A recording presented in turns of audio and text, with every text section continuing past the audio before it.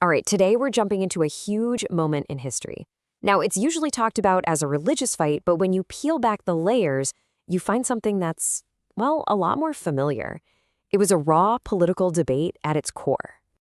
And really, it all came down to a couple of huge questions. Who gets to be in charge, and why them? I mean, these are questions that every single society, from ancient times to right now, has had to figure out. So this wasn't some high-minded theological argument. Nope. This was about power, about who had the right to rule, and about how you build a state from the ground up. So let's get some perspective here. If you look at, say, the big splits in Christian Europe, a lot of them were about these really deep, abstract theological questions, like the nature of Christ. But the first major division in Islam, it was sparked by something totally different, something deeply political. Who gets to be the leader? Who holds the power? And that one question, it led to three really different and honestly pretty sophisticated answers. And these answers became the political DNA, if you will, for the three main groups in early Islam: the Sunnis, the Shias, and the Kharijites. Now, to really get what they were all arguing about, we've got to understand this one key idea: isma. In a political sense, isma is all about where legitimacy comes from. It's like, where is the ultimate unshakable source of authority, the locus of infallibility, so to speak? Basically, who or what has the final say? And this is where they all went in different directions. For the Sunnis, that ultimate authority was found in the community itself, the Ummah. Legitimacy came from consensus, from the people. The Shias, they believed it was all about the divinely appointed imam, a specific person chosen by God. And then you had the Kharijites, who said, nope, it's not a person or a group of people. For them, legitimacy came only from the sacred text. The law itself was king. And if any ruler broke that law, boom, they were illegitimate, just like that. So you have three totally different blueprints for how a state should work. Okay, but this is where it gets really, really interesting. Because these aren't just some dusty old theories from the history books. When you actually look at what they were debating, you find ideas from the 7th century that sound, well, unbelievably modern. I mean, think about that Sunni idea of community consensus. The notion that a ruler's legitimacy comes from the collective agreement of the people. Doesn't that ring a bell? It sounds a lot like an early form of democratic thinking, right? The seeds of majority rule. And it wasn't just that. Look at the kinds of principles they were throwing around back then. A ruler should be chosen, not just born into the job. The law is above the ruler, not the other way around. A leader can't just wake up one morning and decide to change the Constitution. And maybe the most mind-blowing one of all, the ruler is basically an employee, an ajir of the people, hired by them to serve them. There's this amazing story that just nails this idea perfectly.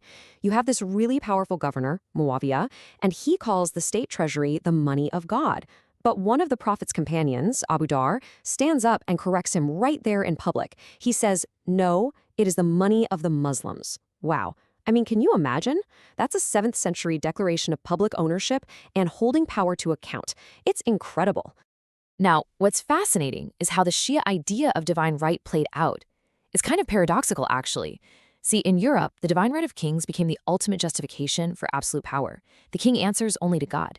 But in Islamic history, the Shia concept of a divinely appointed imam, well, it actually became the foundation for political opposition. Because the imams they believed in were almost never the ones in power, their very existence was a constant moral challenge to the authority of the state. And the Kharijites, their core belief that the text, the law, is the absolute supreme authority, that's a Republican idea through and through. It's the principle that no one, not the president, not the king, nobody, is above the law. It's an idea you see in ancient Rome, and it's the foundation of modern republics all over the world. So, the big question is, if all these ideas were so advanced, why did the reality on the ground often look so messy? Well, that brings us to a classic problem, one that's as old as politics itself: the clash between brilliant theories and the hard, messy reality of actually running things. It seems like there's this iron law of politics, right? Scale changes everything. You can have these amazing Republican ideals, this commitment to the rule of law, and they can work beautifully in a small, tight-knit city-state. Think Athens or early Rome or even Medina. But the second that state balloons into a massive empire, the political gravity just takes over, and it almost always pulls everything towards one-man rule, towards autocracy. And that is precisely the story of what happened here. That early period of government by consultation, by shura, it was all based in the city-state of Medina. But then, the Islamic State just exploded in size. Suddenly, trying to get all the leaders from across this vast empire together to agree on something, it was a logistical nightmare. It just wasn't practical. And sure enough, by 661, the capital moves, the whole system changes, and that era of choosing a leader is over. Dynastic, hereditary rule takes its place. The beautiful theory just collided with the reality of running an empire. And you have to remember the context. When you realize what was happening, the ideas of a group like the Hurrijites become, well, they're just off the charts radical. We're talking about the 7th century here. To stand up and say the ruler must be elected, that inheriting power is wrong, and that it is not just your right, but your duty to overthrow a tyrant, I mean, that is just completely revolutionary thinking for that era. So all of this brings us to the present day. What are we left with? We have this incredibly rich heritage of political ideas, but it comes from a history that was, let's be honest, often brutal and very complicated. And that leaves us with a real dilemma. How do we even begin to look at this past? And usually, we see people fall into one of two traps, neither of which is very helpful. On one side, you have what you could call the sanctifiers. They basically put the past on a pedestal, worship it blindly, and ignore all the problems.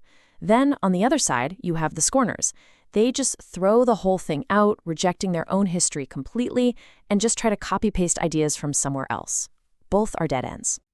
You know, the source material for this explainer has this really powerful metaphor that I think sums it all up. It says, our situation is like a traveler in the desert. You have everything you need. You've got water, food, a camel to ride, and a guide who knows the way. But what do? You fire the guide, you eat the camel, you spill the water, and you bury the food. And then you just sit there cursing your bad luck, waiting for some other caravan to come and save you. The real tragedy here is that we're ignoring the guide, the rich wisdom that's right there in our own history. And so, I want to leave you with this question. What happens if we stop doing either of those things? If we stop either worshiping the past or scorning it? What if instead we just engaged with it critically, with an open mind? What kinds of solutions, what warnings, and what inspiration could we find in these ancient political arguments? I have a feeling the answers are a lot closer and a lot more relevant to today than most of us think.